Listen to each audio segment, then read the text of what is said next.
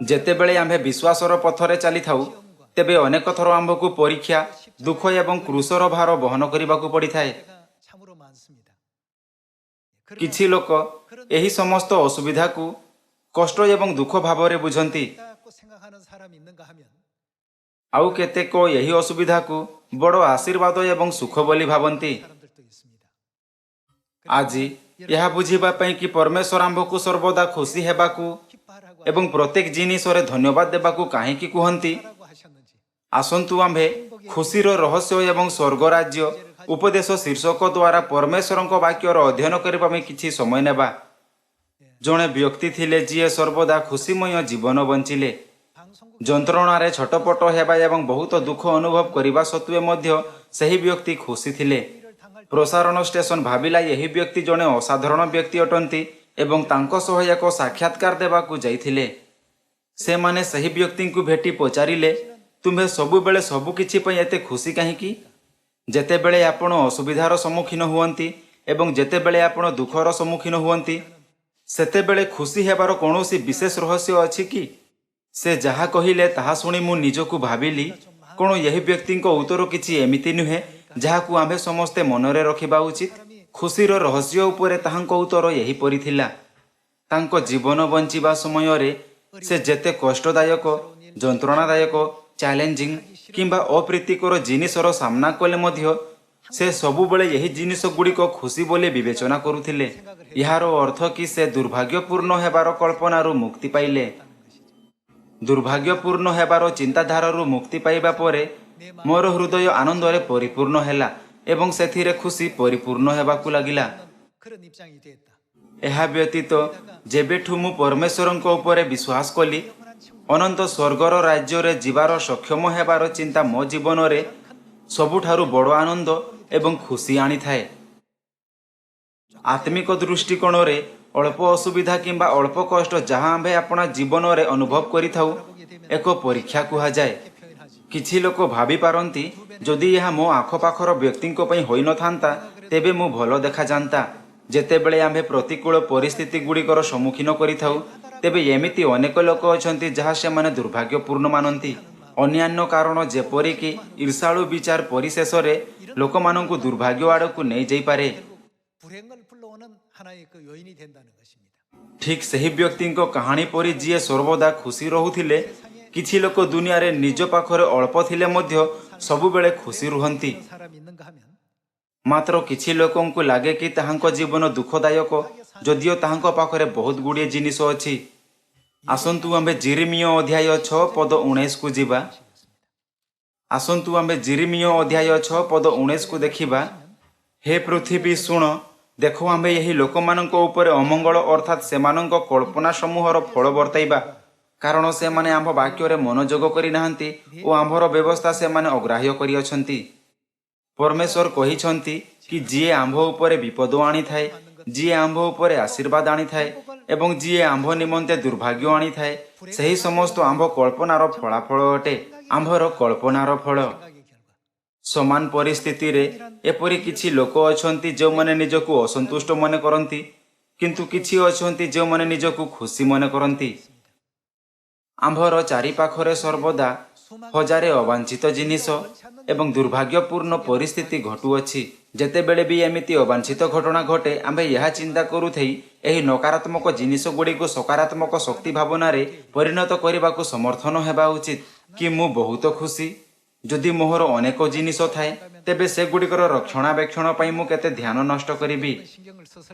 କିନ୍ତୁ ପରମେଶ୍ୱର ମୋତେ ଏପରି ନିର୍ଦ୍ଦେଶ ଦେଇଛନ୍ତି ଯେ ମୁଁ ପରମେଶ୍ୱରଙ୍କ ବାକ୍ୟରେ ଧ୍ୟାନ ଦେଇପାରିବି ଏବଂ ପରମେଶ୍ୱରଙ୍କ ଇଚ୍ଛା ପ୍ରତି ଧ୍ୟାନ ଦେଇପାରିବି। ଆମ୍ଭକୁ ଏହି ପ୍ରକାର ମାନସିକତା ସହିତ ଆପଣା ଦୈନିକ ଜୀବନ ବଞ୍ଚିବାକୁ ଅଭ୍ୟାସ କରିବା ଉଚିତ। କେହି କେହି ପଚାରନ୍ତି, ଆରେ ଏପରି ପରିସ୍ଥିତିରେ ମୁଁ କିପରି ଏହି ପ୍ରକାର ମାନସିକତା ରଖିପାରିବି? ଏଥିପାଇଁ ଆମ୍ଭକୁ ଏପରି ମାନସିକତା ଅଭ୍ୟାସ କରିବାକୁ ପଡ଼ିବ।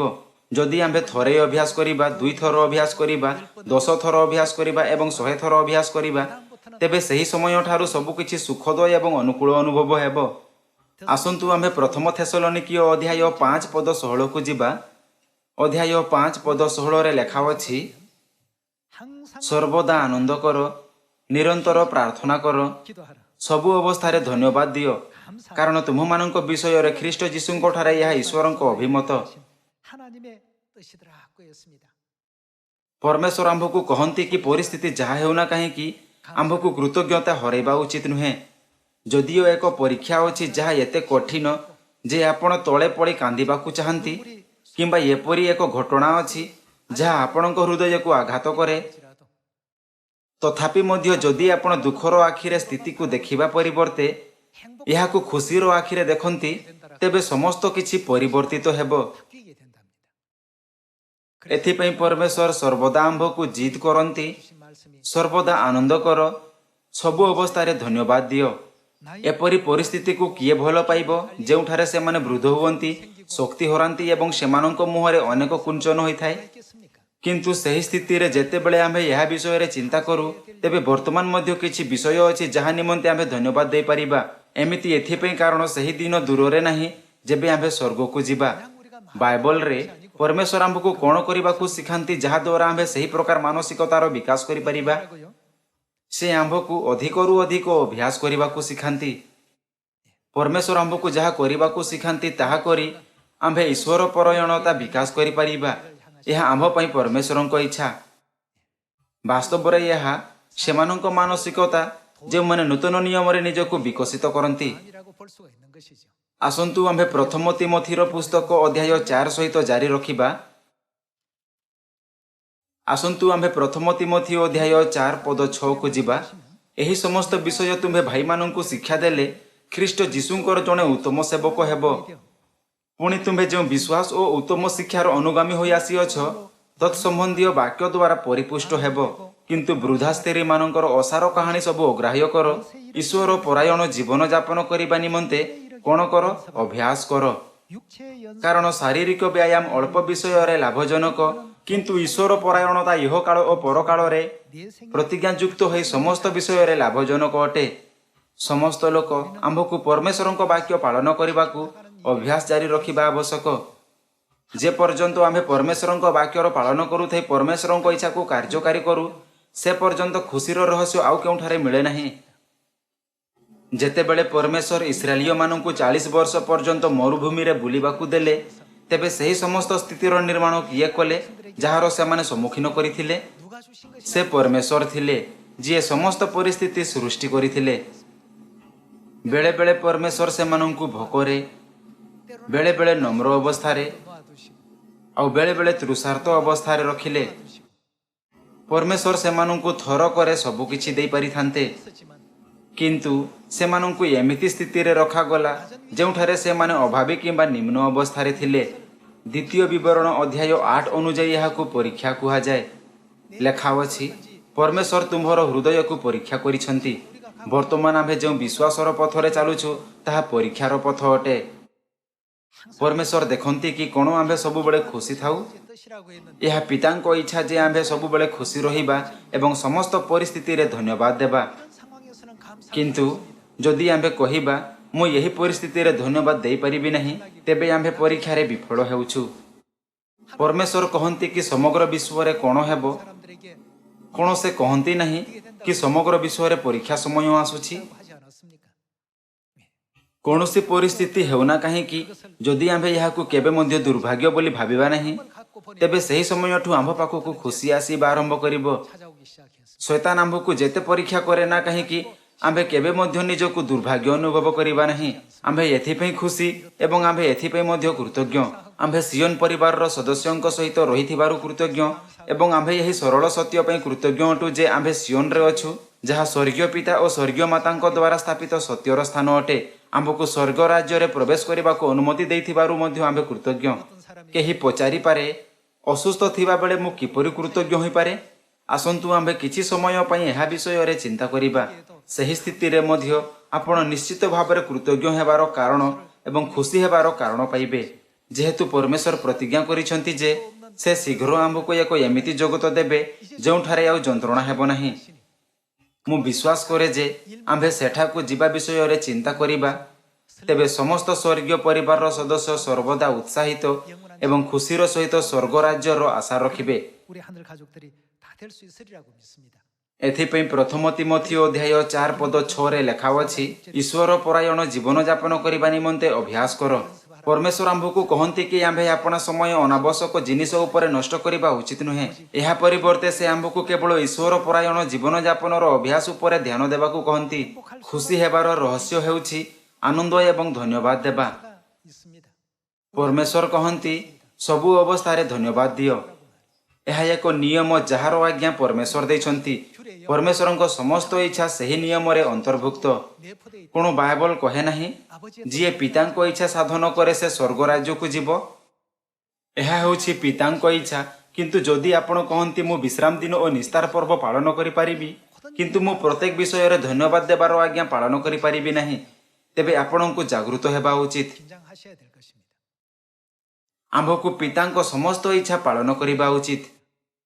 ବିଶ୍ୱାସର ସେହି ସ୍ତରରେ ପହଞ୍ଚିବା ପାଇଁ 이럴 수 있도록끔 ଆମ୍ଭକୁ ବାରମ୍ବାର ଅଭ୍ୟାସ କରିବାକୁ ପଡ଼ିବ। 연습해야 됩니다. ଥରେ ଅଭ୍ୟାସ କରିବା ପରେ ମଧ୍ୟ ଯଦି ଆପଣଙ୍କ ସେହିପରି ମାନସିକତା ହୁଏ ନାହିଁ, ତେବେ 10 ଥର ଚେଷ୍ଟା କରନ୍ତୁ। 10 ଥର ଅଭ୍ୟାସ କରିବା ପରେ ମଧ୍ୟ ଯଦି ଆପଣ ସେହି ପ୍ରକାରର ମାନସିକତା ପାଆନ୍ତି ନାହିଁ, 100 ଥର ଚେଷ୍ଟା କରନ୍ତୁ। ଯଦି 100 ଥର ଯଥେଷ୍ଟ ନୁହେଁ, 200 କିମ୍ବା 300 ଥର ଚେଷ୍ଟା କରନ୍ତୁ। ତେଣୁ ଆମ୍ଭ ସହିତ କୌଣସି ପରିସ୍ଥିତି ଘଟେ ନା କାହିଁକି, 그 일들이라도 ଆସନ୍ତୁ ଏହାକୁ ଅସନ୍ତୁଷ୍ଟର କାରଣ ଭାବରେ ମାନିବା ନାହିଁ। ଆସନ୍ତୁ ଭାବିବା, ମୋତେ ସ୍ୱର୍ଗର ଅନନ୍ତ ରାଜ୍ୟକୁ ନେଇଯିବା ପାଇଁ ପରମେଶ୍ୱର ମୋତେ ବେଳେବେଳେ ନମ୍ର କଲେ, ମୋତେ ଭୋକରେ ରହିବାକୁ ଦେଲେ, ଆଉ ବେଳେବେଳେ ମୋତେ ଥଣ୍ଡା ଏବଂ ଉଲଗ୍ନ ହେବାକୁ ଦେଲେ। ବେଳେବେଳେ ପରମେଶ୍ୱର ମୋତେ ଏହା ଜାଣିବା ପାଇଁ କଠିନ ପରିସ୍ଥିତିରେ ପକାଇଲେ କି ମୋର ମନରେ କ'ଣ ଅଛି 또 하나님의 명령을 준행하는 ଏବଂ ମୁଁ ତାଙ୍କ ଆଜ୍ଞାର ପାଳନ କରିବି କି ନାହିଁ। 이렇게 해오셨고 ପରମେଶ୍ୱର, ମୁଁ ବହୁତ ଖୁସି କାରଣ ମୁଁ ସେହି ସମସ୍ତ ଅସୁବିଧାରେ ବିଜୟ ପ୍ରାପ୍ତ କଲି ଯାହାର ଆଜି ମୁଁ ସମ୍ମୁଖୀନ କଲି। ଅଳ୍ପ ସମୟ ମଧ୍ୟରେ କ'ଣ ଆପଣ ମୋତେ ସେହି ଅନନ୍ତ ସ୍ୱର୍ଗର ରାଜ୍ୟକୁ ନେଇଯିବେ ନାହିଁ ଯାହା ଆପଣ ମୋ ପାଇଁ ପ୍ରସ୍ତୁତ କରିଛନ୍ତି? ଯେବେ ଆମ୍ଭେ ଏହା ବିଷୟରେ ଚିନ୍ତା କରୁ, ଆମ୍ଭର ବୟସ ଯେତେ ହେଉନା କାହିଁକି ଏବଂ ଆମ୍ଭର ଶରୀରରେ କୌଣସି ପ୍ରକାରର ରୋଗ ହେଉନା କାହିଁକି, ଆମ୍ଭେ ଖୁସି ହୋଇପାରିବା। ଆମ୍ଭର ଶାରୀରିକ ଶରୀର ଆମ୍ଭ ଆତ୍ମାର ବସ୍ତ୍ର ସମାନ ଅଟେ। ଯଦି ସେଗୁଡ଼ିକ ଅଧିକ ବ୍ୟବହୃତ ହୁଏ, ତେବେ ତାହା ଖରାପ ହୋଇଯିବ ଏବଂ ଯଦି ତାହା ଖରାପ ହୋଇଯିବ, ତେବେ ତାହା ଠିକ୍ କରିବାର ଆବଶ୍ୟକତା ହେବ। ଆମ୍ଭେ ଯେକୌଣସି ସମୟରେ ଯନ୍ତ୍ରଣା ଅନୁଭବ କରିପାରିବା। ଏହି କାରଣରୁ କ'ଣ ପରମେଶ୍ୱର ଆମ୍ଭକୁ ପ୍ରତିଜ୍ଞା କରନ୍ତି ନାହିଁ, ମୁଁ ତୁମ୍ଭକୁ ଏକ ଜଗତ ଦେବି ଯେଉଁଠାରେ ଯନ୍ତ୍ରଣା ହେବ ନାହିଁ? ଏହା ହେଉଛି ସର୍ବୋତ୍ତମ ଖବର। ସେଠାରେ କୌଣସି ମୃତ୍ୟୁ ହେବ ନାହିଁ। କ'ଣ ଏହି ଖବର ଅଦ୍ଭୁତପୂର୍ଣ୍ଣ ନୁହେଁ କି? ଏହା ବିଶ୍ୱାସ କରିବା ଯେ ପରମେଶ୍ୱର ଆମ୍ଭକୁ ଏକ ଅନୁଗ୍ରହପୂର୍ଣ୍ଣ ଦୁନିଆ ଦେବେ ଯେଉଁଠାରେ କୌଣସି ଦୁଃଖ, ଯନ୍ତ୍ରଣା କିମ୍ବା ଶୋକ ନାହିଁ। 우리에게 주신다는 것을 생각할 때에 ଆମ୍ଭେ ସିଓନର ସନ୍ତାନ ହେବା ଉଚିତ, ଯେଉଁମାନେ ସତ୍ୟରେ ଖୁସି ହେବାର କାରଣ ଖୋଜିପାରନ୍ତି। 이 시온의 자녀들이 다 되셔야 되겠습니다. ଯେମିତିକି ପ୍ରଥମ ତିମୋଥୀ ଅଧ୍ୟାୟ 4:6 ଲେଖା ଅଛି, ଆମ୍ଭକୁ ଏହାର ଅଭ୍ୟାସ କରି ଆପଣା ଅସନ୍ତୋଷକୁ ସକାରାତ୍ମକ ଚିନ୍ତାଧାରାରେ ପରିଣତ କରିବାର ଶକ୍ତି ନିର୍ମାଣ କରିବା ଉଚିତ। ଏହି ପ୍ରକାର ଆମ୍ଭେ ଈଶ୍ୱର ପରାୟଣତା ଅଭ୍ୟାସ କରିପାରିବା। ଆସନ୍ତୁ ଆମ୍ଭେ ପ୍ରଥମ ତିମୋଥୀ ଅଧ୍ୟାୟ 6କୁ ଯିବା। ଆମ୍ଭେ ପ୍ରେରିତ ପାଉଲଙ୍କ ବିଶ୍ୱାସରୁ ଅନେକ ଶିକ୍ଷା ଗ୍ରହଣ କରିପାରିବା, ଯିଏ ବିଶ୍ୱାସର ପୂର୍ବପୁରୁଷମାନଙ୍କ ମଧ୍ୟରୁ ଜଣେ। ଅଧ୍ୟାୟ 6:7 ଲେଖା ଅଛି, କାରଣ ଆମ୍ଭେମାନେ ଜଗତକୁ କିଛି ଆଣିନାହୁଁ, 아무것도 가지고 온 것이 없음에 또 ପୁଣି ଏଠାରୁ କିଛି ଘେନି ଯାଇ ନପାରୁ। 가지 못하리니 ଏଣୁ 무엇이 କ'ଣ ଥିଲେ? 먹을 ଅନ୍ନ ବସ୍ତ୍ର ଥିଲେ 것이었은즉 ଆମ୍ଭମାନଙ୍କ ନିମନ୍ତେ ଯଥେଷ୍ଟ। 였습니다. ପ୍ରେରିତ ପାଉଲ ଜଣେ ହାସ୍ୟାସ୍ପଦ ବ୍ୟକ୍ତି ଥିଲେ। ଅନ୍ୟମାନଙ୍କ ଠାରୁ ଅଧିକ ପାଇବାକୁ ଇଚ୍ଛା କିମ୍ବା ଅନ୍ୟମାନଙ୍କ ଅପେକ୍ଷା ଅଧିକ ବିଳାସପୂର୍ଣ୍ଣ ଇଚ୍ଛା କରିବା ପରିବର୍ତ୍ତେ ସେ କହିଲେ, ଯେତେବେଳେ ଆମ୍ଭେ ଏହି ପୃଥିବୀକୁ ଆସିଲୁ ସେତେବେଳେ ଆମ୍ଭେମାନେ କିଛି ଆଣିନଥିଲୁ। ତେଣୁ ଯେତେବେଳେ ଆମ୍ଭେ ଏହି ପୃଥିବୀ ଛାଡ଼ିବା, ଆମ୍ଭେ ସଙ୍ଗରେ କିଛି ନେଇପାରିବୁ ନାହିଁ। କ'ଣ ଏହା ସ୍ୱାଭାବିକ ନୁହେଁ? ଆପଣା ଜୀବନରେ ଯେ ପର୍ଯ୍ୟନ୍ତ ତାଙ୍କ ପାଖରେ ଭୋଜନ ଏବଂ ପୋଷାକ ଥିଲା, ସେ ନିଜକୁ ଖୁସି ଏବଂ ସନ୍ତୁଷ୍ଟ ମନେ କଲେ। 그리고 ପ୍ରେରିତ ପାଉଲଙ୍କୁ 5 ଥର 39 ପ୍ରହାର ମରାଗଲା।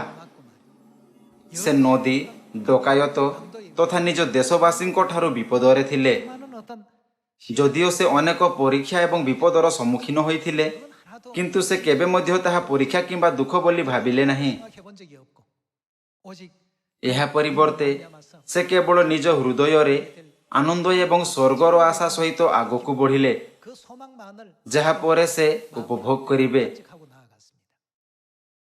ଏହା ଯେତେ ଗଭୀର ଏବଂ ଅନ୍ଧକାର ଅଟେ, 캄캄할수록 ସେତିକି ଉଜ୍ଜ୍ୱଳତାରୁ ଆଲୋକ ପ୍ରକାଶ ପାଏ, ହଁ ନା? एथिपई प्रेरित पाउल जानिथिले जे खाइबा निमंते भोजन एवं पिंधिबाकु पोशाक हेले किपरि खुशी रहिबाकु हेबो। आसंतु आम्भे पद 9 सहित जारी रखिबा।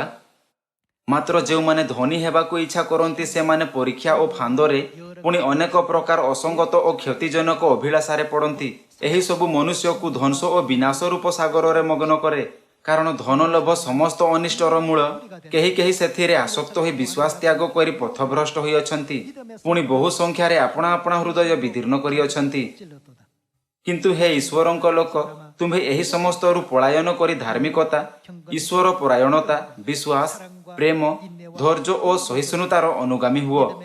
विश्वासर उत्तम युद्धरे प्राणपण कर, अनंत जीवन धरी रख। सेथिपई तो तुम्हें आहूत होइअछ ओ अनेक साक्षी साक्षातरे उत्तम साक्ष्य देइअछ।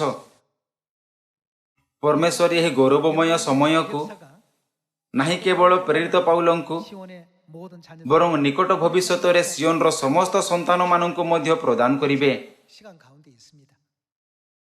समस्त लोक खुशीर रहस्य अन्य कौनसी ठारे मिली पारिबो नाही। आम्भको यह चिंता करिबा उचित जे आम्भे जो दुख दे गति करूछु ताहा दुर्भाग्यपूर्ण नुहे। जेहेतु बाइबल रे लेखा अछि सबु किछि आम्भर कल्पनार फल, तेबे जेतेबेले आम्भठारे एपरि चिंताधारा थाए तेबे आम्भे आपण प्रत्येक कार्य आनंदित एवं धन्यवाद दे पारिबा। 사마다 감사할 줄 아는 एहीपरि आम्भे संपूर्ण भावरे परमेश्वरଙ୍କ इच्छा को पालन करिबारे सक्षम हेबा। 것입니다. वर्तमान कोण आम्भर विश्वासर अवशिष्ट समय को यहीपरि हेबा उचित नुहे। जो माने निज परिस्थिति को दुर्भाग्यपूर्ण मन करती नहीं 불행한 से माने सर्वदा खुशी होई पारंती 사람들이 एवं समस्त परिस्थिति रे धन्यवाद देवार विश्वास बजाय रखी पारंती, 범사에 जहा परमेश्वरଙ୍କ इच्छा। 감사도 유지할 수가 있고 किंतु कोण हेबो जदि आम्भे यार विपरीत कार्य करिबा। 야고보서 우리 1장 आसंतु आम्भे याकूब अध्याय 1 पद 14 को जिबा।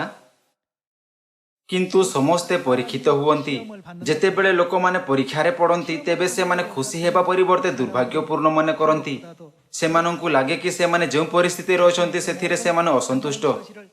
किंतु प्रत्येक लोक अपना कामना द्वारा आकर्षित और प्रवंचित होई परीक्षित हुए। तापरे कामना गर्भधारण करी पाप प्रसव करे, 잉태한적 죄 पुणी पाप पूर्ण मात्रा रे वृद्धि पाई मृत्यु को जन्म दिए। स्वर्ग राज्यर अभिलाषा रखिबा आम्भ पई भलो, 가져도 좋습니다. किंतु सांसारिक अभिलाषा आम्भ को परीक्षा एवं दुख आड़ को नहीं जाए। संगरे जहाँ आम्भे ईश्वर परायणता हेबा पई एवं कौनसी परिस्थिति को केबे असंतुष्ट न करिवार मानसिकता रखिबा पई अभ्यास करिअछु ताहा नहीं निया जाए। 마저도 빼앗아갑니다. एथिपई पद 12 रे लेखा अछि, 2절에 주신 말씀과 같이 जो लोक परीक्षा सह्य करे से धन्य। 있다고 했습니다. आसंतु आम्भे याकूब अध्याय 1 पद 12 को जिबा। 계속 이어서 보시면 जो लोक परीक्षा सह्य करे से धन्य, कारण प्रभु आपणा लोकमानंकु जो जीवन रूप मुकुट देबाकु प्रतिज्ञा करिअछंती, परीक्षा सिद्ध हेला उतारे सही लोक सही मुकुट प्राप्त हेबो। 것입니다. 14절에 पद 14 कही थाए, किंतु प्रत्येक लोक आपणा कामना द्वारा आकर्षित और प्रवंचित होई परीक्षित हुए। 오게 된다고 했습니다. यह एपरि किछि जहा खुशी को नष्ट करि थाए। 어떤 상황이라도 आम्भे कौनसी परिस्थिति रे यह कदापि भाविबा उचित नुहे जे आम्भे दुखी। 가져야 되는데 जदि आम्भे केबे भाविबा मु दुखित, तेबे आम्भे खुशी हेबा ठारू दूरे जिबा। 멀리 이제 떠나게 되는 것입니다. तेबे आम्भे शेषरे एक एमिति जीवन बंचिबा जहा खुशी ठारू बहु दूर रे। एही फलाफल केउठु आसे? यह सांसारिक अभिलाषारु आसी थाए। 그 जेहेतु सांसारिक अभिलाषा आम्भ हृदय रे अनुप्रवेश जारी रखी थाए, एथिपई आम्भे एपरि कार्य करिबाकु निकटतर होई जाऊ जहा परमेश्वरंकु संतुष्ट करे नाही। एवं जेबे आम्भे एपरि जीवन रे प्रवेश करिथाउ तेबे आम्भकु खुशी परिवर्ते दुर्भाग्य प्राप्त होई थाए। आम्भकु सबु बेले परमेश्वरंको ठारे रहिबा उचित। जो माने परमेश्वरंको ठारे रहंती सेमानंकु कौनसी दुख देखा जाए नाही, कारण सेमानंकर दुखर आखि न थाए। जंगल रे 40 वर्षर यात्रा समय रे सेमाने निज इच्छा अनुसार भोजन किंबा पान करि पारिले नाही। बेले बेले सेमाने उलग्न, थंडा एवं भोकिला थिले। लक्ष लक्ष कठिन परिस्थिति रे मध्य प्रेरित पाउल 와도 एवं प्रथम चर्चर सदस्य माने केबे मध्य परमेश्वरंको ठारू विमुख हेले नाही। 그때 하나님 떠나는 일이 없었죠. ଖ୍ରୀଷ୍ଟଙ୍କ ପ୍ରେମ ଆମ୍ଭକୁ ଆକର୍ଷିତ ଏବଂ ଦୃଢ଼ କରିଥାଏ। ଏହିପରି ଭାବରେ ସେମାନେ ଆପଣା ମାନସିକତା ପ୍ରକାଶ କରିଥିଲେ। ଖ୍ରୀଷ୍ଟଙ୍କ ପ୍ରେମରୁ କିଏ ଆମ୍ଭକୁ ପୃଥକ କରିପାରିବ? ସମସ୍ତ ଲୋକ ସେମାନେ ସର୍ବଦା ପରମେଶ୍ୱରଙ୍କ ଠାରେ ଖୁସି ଥିଲେ। ବାଇବଲ କହିଥାଏ ଯେଉଁମାନେ ଖ୍ରୀଷ୍ଟ ଯୀଶୁଙ୍କ ଠାରେ ଧାର୍ମିକ ଜୀବନ ଯାପନ କରିବାକୁ ଚାହାନ୍ତି ସେମାନେ ତାଡ଼ିତ ହେବେ। ଏପରିକି ଯେତେବେଳେ ସେମାନେ ନିର୍ଯାତନାର ସମ୍ମୁଖୀନ ହୋଇଥିଲେ ସେତେବେଳେ ସେମାନେ ଏହାକୁ ଦୁର୍ଭାଗ୍ୟପୂର୍ଣ୍ଣ ମନେ କରିନଥିଲେ। ଭାବିଲେ ଯେ ଆମ୍ଭର ପାପ କ୍ଷମା କରିବା ପାଇଁ ଆମ୍ଭର ପ୍ରଭୁ ଆମ୍ଭ ଅପେକ୍ଷା ବହୁତ ଯନ୍ତ୍ରଣାଦାୟକ ପଥରେ ଗଲେ। ବର୍ତ୍ତମାନ ପରମେଶ୍ୱର ମୋତେ ଗ୍ରହଣ କରିଛନ୍ତି ଏବଂ ମୋତେ ତାଙ୍କ ଭଳି ଜୀବନଯାପନ କରିବାକୁ ଆହ୍ୱାନ କରିଛନ୍ତି। ଦୁଃଖ ଅନୁଭବ କରିବା ପରିବର୍ତ୍ତେ ସେମାନେ ଏହା ଚିନ୍ତା କରୁଥାଇ ଖୁସି ଏବଂ ଆନନ୍ଦ ଅନୁଭବ କଲେ ଯେ ସେମାନେ ଖ୍ରୀଷ୍ଟଙ୍କ ଦୁଃଖରେ ଭାଗ ନେଉଛନ୍ତି। ଏହି ମୁହୂର୍ତ୍ତରୁ ପରମେଶ୍ୱର ଆମ୍ଭକୁ ଯାହା ବି ପରିସ୍ଥିତି ଦିଅନ୍ତି, 주시더라도 ଆସନ୍ତୁ କୌଣସି ଦୁର୍ଭାଗ୍ୟପୂର୍ଣ୍ଣ ପରିସ୍ଥିତିକୁ ଖୁସିରେ ପରିଣତ କରିବା। 행복한 상황으로 ଯେବେ ପରମେଶ୍ୱର ଆମ୍ଭକୁ ଏହି ପୃଥିବୀରେ ସମସ୍ତ ସୁସମାଚାର କାର୍ଯ୍ୟ ସମାପ୍ତ କରିବାକୁ ଅନୁମତି ଦିଅନ୍ତି ତେବେ ଆମ୍ଭେ ତୁରନ୍ତ ପରମେଶ୍ୱରଙ୍କ ରାଜ୍ୟକୁ ଯିବା ଏବଂ ଗୌରବମୟ ମୁକୁଟ ପରିଧାନ କରିବା ଯାହା ସେ ଆମ୍ଭ ନିମନ୍ତେ ପ୍ରସ୍ତୁତ କରିଛନ୍ତି। ଅସଂଖ୍ୟ ଦୂତମାନଙ୍କ ମାର୍ଗଦର୍ଶନରେ ଆମ୍ଭେ ସ୍ୱର୍ଗରେ ରାଜକୀୟ ପୁରୋହିତମାନଙ୍କର କର୍ତ୍ତବ୍ୟ ପାଳନ କରିବୁ। ଆମ୍ଭେ ଅନନ୍ତ କାଳର ଦୁନିଆରେ ଯେଉଁଠି ଆମ୍ଭେ କେବେ ମଧ୍ୟ ବୃଦ୍ଧ ହେବା ନାହିଁ, ଚିରଦିନ ପାଇଁ ଅନନ୍ତ ଏବଂ ଆଶୀର୍ବାଦର ଉପଭୋଗ କରିବୁ। 영생과 복락을 누리게 할 것이다 하시는 କ'ଣ ଏହି ଗୌରବମୟ ସମୟ ଆମ୍ଭକୁ ଦିଆଯିବ ନାହିଁ? ମୋତେ ବିଶ୍ୱାସ ଅଛି ଯେ ଯେଉଁମାନେ ଭବିଷ୍ୟତର ଏହି ଗୌରବମୟ ସମୟ ବିଷୟରେ ସର୍ବଦା ଚିନ୍ତା କରନ୍ତି ସେମାନେ ପରମେଶ୍ୱରଙ୍କ ଇଚ୍ଛା ପାଳନ କରିବାକୁ ସମର୍ଥ ହେବେ, ଯାହା ପ୍ରଥମ ଥେସଲୋନିକୀୟ ଅଧ୍ୟାୟ 5ରେ ଲେଖା ଅଛି। ସର୍ବଦା ଆନନ୍ଦ କର, ନିରନ୍ତର ପ୍ରାର୍ଥନା କର, ସବୁ ଅବସ୍ଥାରେ ଧନ୍ୟବାଦ ଦିଅ, କାରଣ ତୁମମାନଙ୍କ ବିଷୟରେ ଖ୍ରୀଷ୍ଟ ଯୀଶୁଙ୍କ ଠାରେ ଏହା ଈଶ୍ୱରଙ୍କ ଅଭିମତ। ଖୁସିର ରହସ୍ୟ ଅନ୍ୟ କୌଣସି ବସ୍ତୁରେ ନାହିଁ। 다른 데 있지 않습니다. ଆତ୍ମିକ ଦୃଷ୍ଟିକୋଣରୁ ଯେବେ ଆମ୍ଭେ ଭାବିଥାଉ କିମ୍ବା କହିଥାଉ କି ସ୍ଥିତି ଦୁର୍ଭାଗ୍ୟପୂର୍ଣ୍ଣ କିମ୍ବା ଅନୁକୂଳ, ସେହି ମୁହୂର୍ତ୍ତରେ ସମସ୍ତ ଶକ୍ତି ନକାରାତ୍ମକ ଶକ୍ତିରେ ପରିଣତ ହୁଏ। 바꿔 놓습니다. କିନ୍ତୁ ଯଦି ଆପଣଙ୍କୁ ଲାଗେ କି ସ୍ଥିତି ଭାଗ୍ୟଶାଳୀ, ତେବେ ମୁଁ ଯେପରି କାହାଣୀରେ କହିଥିଲି, ଯଦିଓ ଆପଣଙ୍କ ବୟସ ଅଧିକ ହୋଇଥିଲେ ମଧ୍ୟ ଆପଣ ଖୁସି ହେବେ। କିଛି ଲୋକ ପଚାରନ୍ତି ବୃଦ୍ଧ ହେବା ଦୁଃଖଦାୟକ ନୁହେଁ କି? ଏଥିରେ ଆମ୍ଭକୁ ଉତ୍ତର ଦେବା ଉଚିତ, ମୁଁ କିଛି ସମୟ ପରେ ପିତାଙ୍କୁ ଭେଟିବି, ତେବେ ମୁଁ କାହିଁକି ଦୁଃଖିତ ହେବି? ମୁଁ ଖୁସିର ସହିତ ସେହି ଅଦ୍ଭୁତ ମୁହୂର୍ତ୍ତକୁ ଅପେକ୍ଷା କରିଛି। ଆମ୍ଭେ କହିପାରିବା କି ଏହି ପ୍ରକାର ମାନସିକତା ସଠିକ ବିଶ୍ୱାସ ଅଟେ ଏବଂ ଏହାଦ୍ୱାରା ଆମ୍ଭେ ଏକ ଧାର୍ମିକ ଜୀବନ ବଞ୍ଚିଅଛୁ। ବେଳେବେଳେ ପରମେଶ୍ୱର ଆମ୍ଭକୁ ନମ୍ର କରନ୍ତି, ବେଳେବେଳେ ଭୋକରେ ରହିବାକୁ ଦିଅନ୍ତି ଏବଂ ବେଳେବେଳେ ସେ ଆମ୍ଭକୁ ତୃଷାର୍ଥ ହେବାକୁ ଦିଅନ୍ତି। ପରମେଶ୍ୱର ଆମ୍ଭ ପାଇଁ ଏହିସବୁ ପରିସ୍ଥିତି ପ୍ରସ୍ତୁତ କରିଛନ୍ତି। ଏହି ପରିସ୍ଥିତିକୁ ଦୂର କରିବା ପରେ ପରମେଶ୍ୱର ଆମ୍ଭକୁ ସ୍ୱର୍ଗ ରାଜ୍ୟକୁ ନେଇଯିବେ, ଏହା ଆମ୍ଭର ଆଶା ହେବା ଉଚିତ। ଆମ୍ଭକୁ ଏହା ପଚାରୁଥାଇ କଦାପି ଅଭିଯୋଗ କରିବା ଉଚିତ ନୁହେଁ, ମୁଁ ପରମେଶ୍ୱରଙ୍କ ଆଗରେ କ'ଣ ଭୁଲ କରିଛି ଯେ ମୋ ପରିବାର ଏତେ କଷ୍ଟରେ ଅଛନ୍ତି? ମରୁଭୂମିରେ 40 ବର୍ଷର ଯାତ୍ରା ସମୟରେ ଅନେକ ଇସ୍ରାଏଲୀୟମାନେ ଅଭିଯୋଗ ଏବଂ ବଚସା କଲେ। ଫଳସ୍ୱରୂପ ସେମାନେ ଏପରି କାର୍ଯ୍ୟ କଲେ ଯାହା ପରମେଶ୍ୱରଙ୍କୁ ସନ୍ତୁଷ୍ଟ କଲା ନାହିଁ। 그런 상황들이 생겨났던 것입니다. ଆଜି କେବଳ ଏହି ତଥ୍ୟ ସହିତ ଯେ ଆମ୍ଭେ ବର୍ତ୍ତମାନ ସତ୍ୟରେ ଅଛୁ, ଆମ୍ଭେ ଆପଣା ସ୍ଥିତି ବିଷୟରେ କିପରି ଚିନ୍ତା କରିବା ଉଚିତ? ଭାରତରେ ସିଓନ ପରିବାରର ସଦସ୍ୟମାନେ ଯେତେବେଳେ ଚର୍ଚ୍ଚରେ ଆପଣା ସଦସ୍ୟମାନଙ୍କୁ ଭେଟନ୍ତି ଏହି ପ୍ରଶ୍ନ ସବୁବେଳେ ପଚାରନ୍ତି। ଯେତେବେଳେ ସେମାନଙ୍କୁ ପଚରାଯାଏ ଆପଣ ଖୁସି ଅଛନ୍ତି, ତେବେ ସମସ୍ତେ ଉତ୍ତର ଦିଅନ୍ତି ଯେ ସେମାନେ ଖୁସି ଅଛନ୍ତି। ଭାରତରେ ହେଉ କିମ୍ବା ସାରା ବିଶ୍ୱରେ ସିଓନର ସମସ୍ତ ପରିବାର ସଦସ୍ୟ କଠିନ ପରିସ୍ଥିତି ଦେଇ ଗତି କରନ୍ତି, ମାତ୍ର ସେମାନେ ନିଜ ପରିସ୍ଥିତିକୁ କେବେ ମଧ୍ୟ ଦୁର୍ଭାଗ୍ୟପୂର୍ଣ୍ଣ ମନେ କରନ୍ତି ନାହିଁ। ସେମାନେ ଖୁସି ଅଛନ୍ତି। ତେଣୁ ମୁଁ କହିଲି, କ'ଣ ଏପରି କିଛି ଅଭିବାଦନ ଅଛି? ମୁଁ ଏହା ଶିଖିବାକୁ ଚାହୁଁଛି। ମୋତେ ନିଜକୁ ଈଶ୍ୱର ପରାୟଣତାରେ ଗଢ଼ିବା ପାଇଁ ଅଳ୍ପ ଅଧିକ ଅଭ୍ୟାସ କରିବା ଆବଶ୍ୟକ। ସମସ୍ତ ଲୋକ ପରିସ୍ଥିତି ଯାହା ହେଉନା କାହିଁକି ଖୁସି ଏହା ଚିନ୍ତା କରିବାର ମାନସିକତାରୁ ଆସେ କି ଆପଣ ଖୁସି ଅଛନ୍ତି। 그 생각이 행복을 가져온답니다.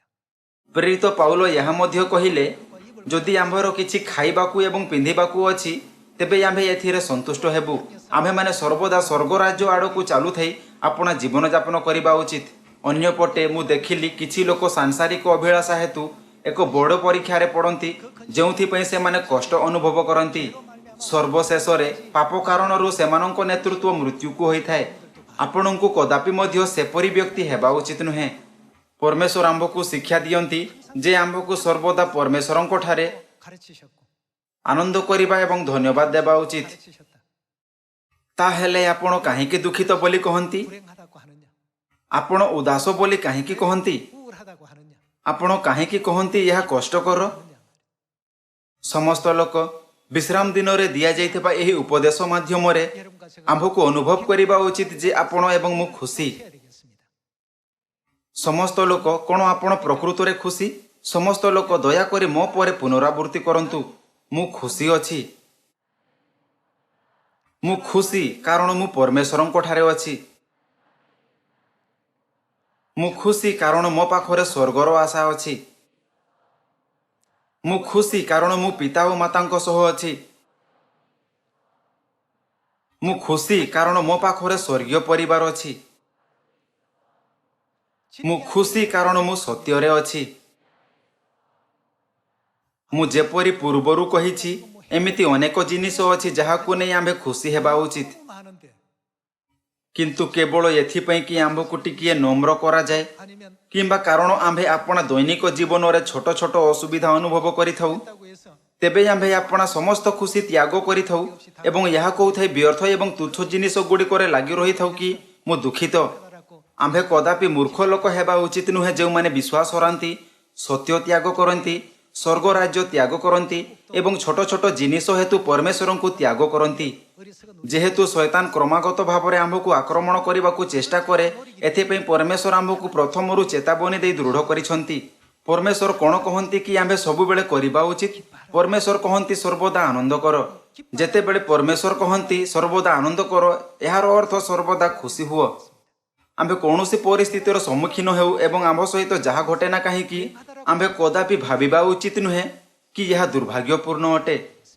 एमिति एथिपई कारण बाइबल कहे जे सबु जिनिस आम्भर कल्पनार फल। एहीपरि भावरे मु आपण समस्तंकु प्रचारक हेबाकु कहिबाकु चाहे जो माने आम्भ आखपाखर लोकंकु खुशी देई पारंती, जो माने दुखी जीवन यापन करंती आम्भे समस्तंक निकटकु जाई कहिबा उचित जदि आपण परमेश्वरंकु विश्वास करंती तेबे आपण बहुत खुशी हेबे। आम्भठारे स्वर्ग राज्यर आशा अछि। आम्भठारे स्वर्ग राज्य अछि जेउठी मृत्यु किंबा जंत्रणा नाही। 영생 स्वर्ग राज्य किए प्रस्तुत करिसंती जेउठारे अनंत जीवन एवं आशीर्वाद प्रचुर अछि। पिता और माता सबु किछि प्रस्तुत करिसंती।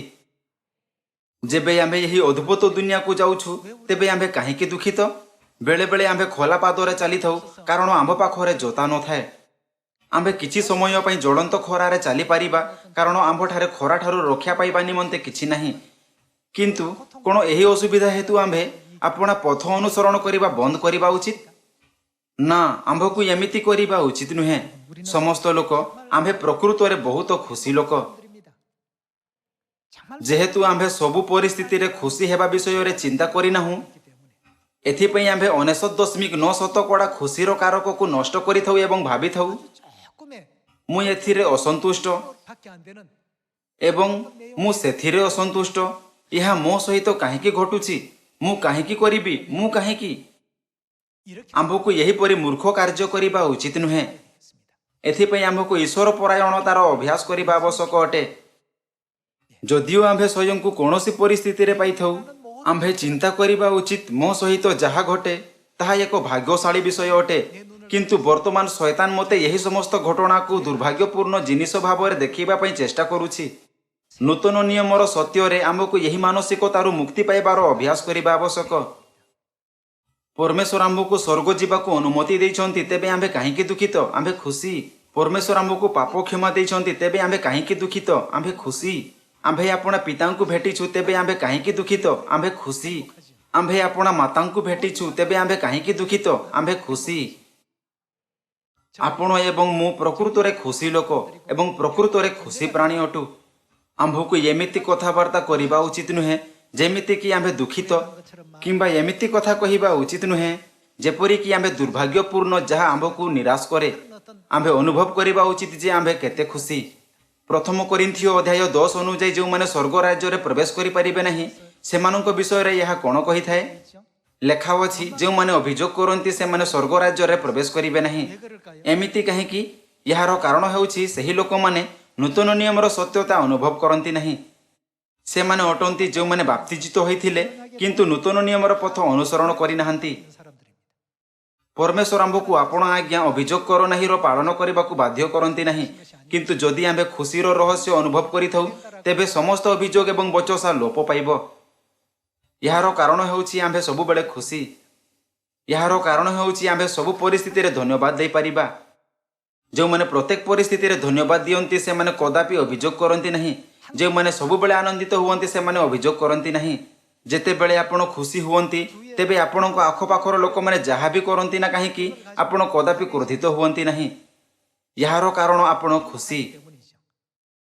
ସମସ୍ତ ଲୋକ ଆମ୍ଭେ ପ୍ରାୟତଃ ଚିନ୍ତା କରିବାକୁ ଭୁଲିଯାଉ ଯେ ନୂତନ ନିୟମର ସତ୍ୟରେ ଆମ୍ଭେ କେତେ ଖୁସି 생각지도 않고 ଏବଂ ପ୍ରତ୍ୟେକ ଦିନ ଆମ୍ଭକୁ କେତେ ଖୁସି ହେବା ଉଚିତ। 해야 될 존재인가를 ଆସନ୍ତୁ ପିତା ଓ ମାତାଙ୍କ ଠାରୁ ନୂତନ ନିୟମର ବିଶେଷ ଉପହାର, ପାପ କ୍ଷମାର ଅନୁଗ୍ରହ 선물, ଏବଂ ସ୍ୱର୍ଗ ରାଜ୍ୟରେ ପ୍ରବେଶ କରିବାର ବିଶେଷାଧିକାର ବିଷୟରେ ଚିନ୍ତା କରିବା। 특권, ଯଦି ଆମ୍ଭେ ଏହି ସମସ୍ତ ଆଶୀର୍ବାଦକୁ ମହତ୍ତ୍ୱହୀନ ବୋଲି ଭାବୁ 세속적인 어떤 ତେବେ ଆମ୍ଭେ ଆପଣା ଧ୍ୟାନକୁ ଦୁନିଆର ତୁଚ୍ଛ ଜିନିଷ ଉପରେ କେନ୍ଦ୍ରିତ କରିବା 온 신경이 다 집중이 되고 ଏବଂ ଆମ୍ଭେ ଏସଭଳି ମୂର୍ଖ ଲୋକ ହୋଇଯିବା ଯେଉଁମାନେ କେବଳ ଅଳ୍ପ କିଛି ମଧୁର ଶବ୍ଦ ବଦଳରେ 건도 ଯାହା ଆମ୍ଭକୁ ଶେଷରେ ଦୁନିଆକୁ ଫେରାଇ ଆଣେ, ଆସନ୍ତୁ ସ୍ୱର୍ଗର ଗୌରବ ଦେବାକୁ ଚେଷ୍ଟା କରିବା। ଏହି ମୁହୂର୍ତ୍ତରୁ ଯେହେତୁ ନୂତନ ନିୟମର ସତ୍ୟ ସେହି ସତ୍ୟ ଯାହା ଆମ୍ଭକୁ ଖୁସି ଦେଇଥାଏ, ତେଣୁ ଆମ୍ଭେ ଏଥିରେ ଖୁସି ଖୋଜିବାକୁ ଜାରି ରଖିବା ଉଚିତ। ଆସନ୍ତୁ ଆମ୍ଭେ ଖୁସି ଖୋଜିବାକୁ ଅଭ୍ୟାସ କରିବା। ଯେତେବେଳେ ଆମ୍ଭେ ଏହି ଦୁର୍ଭାଗ୍ୟପୂର୍ଣ୍ଣ ପରିସ୍ଥିତିର ସାମ୍ନା କରୁ ସେତେବେଳେ ଆମ୍ଭକୁ ଏହା ଭାବିବା ଉଚିତ ନୁହେଁ ଯେ ଆମ୍ଭେ ଦୁଃଖିତ, କିନ୍ତୁ ଏହାକୁ ଖୁସିର ଦୃଷ୍ଟିକୋଣରେ ଦେଖିବା। 접근을 하시게 되고 ତେବେ ପରମେଶ୍ୱର ଆମ୍ଭକୁ କହିବେ, ତୁମ୍ଭେ ଏପରି ପରିସ୍ଥିତିରେ ଥିଲେ ମଧ୍ୟ ଅଭିଯୋଗ କର ନାହିଁ। ବର୍ତ୍ତମାନ ତୁମ୍ଭେ ସ୍ୱର୍ଗୀୟ ଲୋକ ହୋଇଛ। ବର୍ତ୍ତମାନ ମୁଁ ତୁମ୍ଭକୁ ସ୍ୱର୍ଗ ରାଜ୍ୟକୁ ନେଇଯିବି। ଏପରି ଏକ ଦିନ ଆସିବ ଯେତେବେଳେ ପିତା ଓ ମାତା ନିଶ୍ଚିତ ଭାବରେ ଆମ୍ଭକୁ ଏହିପରି ବିଚାର କରିବେ। ଏଥିପାଇଁ ପରମେଶ୍ୱର କହନ୍ତି, ଯେଉଁମାନେ ଅଭିଯୋଗ କରନ୍ତି ସେମାନେ ସ୍ୱର୍ଗ ରାଜ୍ୟରେ ପ୍ରବେଶ କରିବେ ନାହିଁ। ଏହି ମୁହୂର୍ତ୍ତରୁ ଯଦିଓ ଆପଣଙ୍କ ପରିବାର, ଆପଣଙ୍କ ପିଲା, ପଡ଼ୋଶୀ କିମ୍ବା ଆପଣଙ୍କ ସାଙ୍ଗମାନେ ଆପଣଙ୍କ ସମସ୍ୟା ଅଟନ୍ତି 또 전도하는 ଏବଂ ଯଦିଓ ପ୍ରଚାର କରିବା ସମୟରେ ହଜାର ହଜାର ଅପ୍ରୀତିକର କାର୍ଯ୍ୟ ହୁଏ, 그 모든 것은 ଆସନ୍ତୁ ଏହା ଚିନ୍ତା କରୁଥାଇ ସେହି ପରିସ୍ଥିତିରେ ଖୁସି ହେବାର କାରଣ ଖୋଜିବା। 여부를 알려 କି ପରମେଶ୍ୱର ଏହି ସବୁ ପରିସ୍ଥିତି ଏବଂ ଲୋକମାନଙ୍କୁ ଏହା ପରୀକ୍ଷା କରିବା ପାଇଁ ସୃଷ୍ଟି କଲେ 두셨구나 하는 것을 କି ଆମ୍ଭେ ନିଜକୁ ଖୁସି ମନେ କରୁଛୁ କି ନାହିଁ। 행복의 요소를 찾아냅시다. ସଙ୍ଗରେ ମୋତେ ଆଶା ଅଛି ଯେ ଆପଣ ଆମ୍ଭ ଆଖପାଖର ଅନେକଙ୍କ ସହିତ ଖୁସି ଏବଂ ଆନନ୍ଦ ଏବଂ ସ୍ୱର୍ଗ ରାଜ୍ୟକୁ ବାଣ୍ଟିବାକୁ ସକ୍ଷମ ହେବେ। 수 있는 ଏହା ସହିତ ମୁଁ ଏହି ଉପଦେଶକୁ ସମାପ୍ତ କରିବାକୁ ଚାହେଁ। ଆପଣଙ୍କ ବହୁତ ବହୁତ ଧନ୍ୟବାଦ।